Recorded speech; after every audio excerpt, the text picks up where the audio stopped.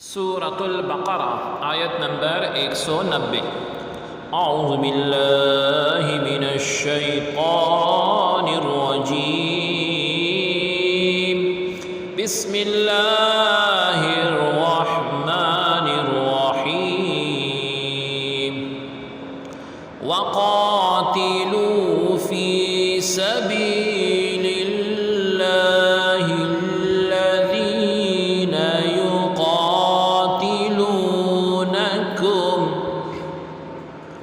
يقاتلونكم ولا تعتدوا إن الله لا يحب المعتدين۔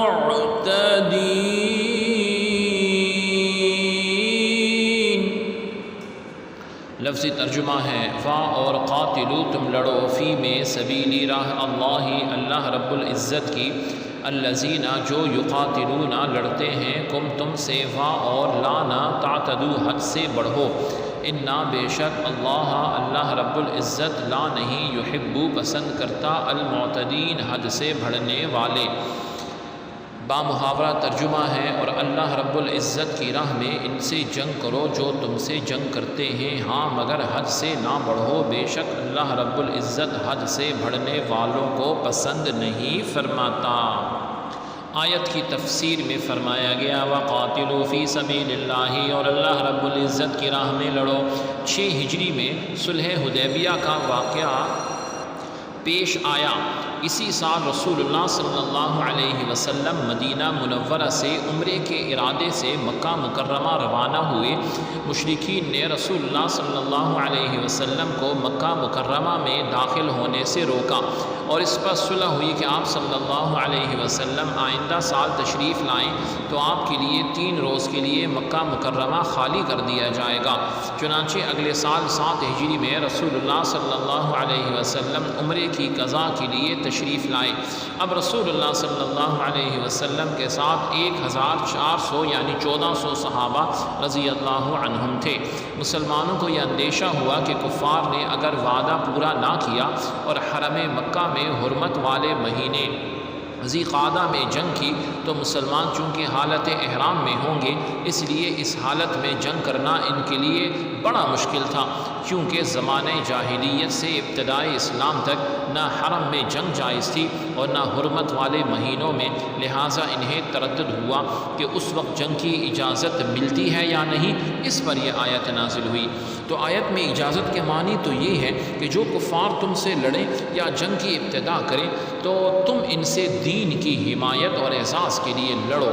یہ حکم ابتدائی اسلام میں تھا، پھر منسوخ کیا گیا اور کفار سے قتال کرنا واجب ہوا، خواہ وہ ابتدا کریں یا نہ کریں۔ یا یہ معنی ہے کہ ان سے لڑو جو تم سے لڑنے کا ارادہ رکھتے ہیں۔ یہ بات سارے ہی کفار میں ہے، کیونکہ وہ سب دین کے مخالف ہیں اور مسلمانوں کے دشمن ہیں۔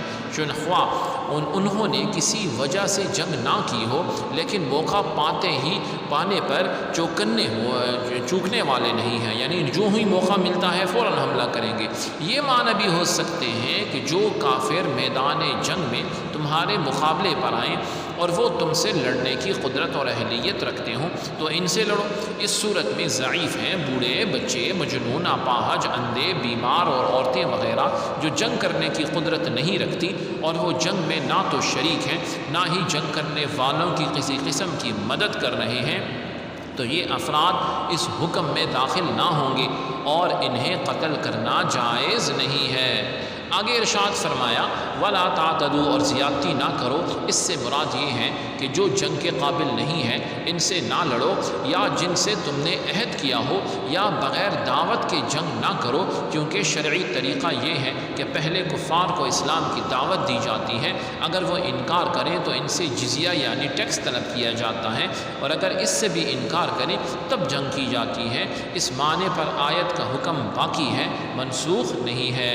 اللہ رب العزت ہم سب کو دنیا اور آخرت دونوں کی شاندار بلندیاں نصیب فرمائے۔ سبحانک اللہم و بحمدک، اشہد ان لا الہ الا انت، استغفرک و اتوب الیک۔ صلی اللہ تعالی علی خیر خلقہ محمد وعلی آلہ و اصحابہ اجمعین برحمتک یا ارحم الراحمین۔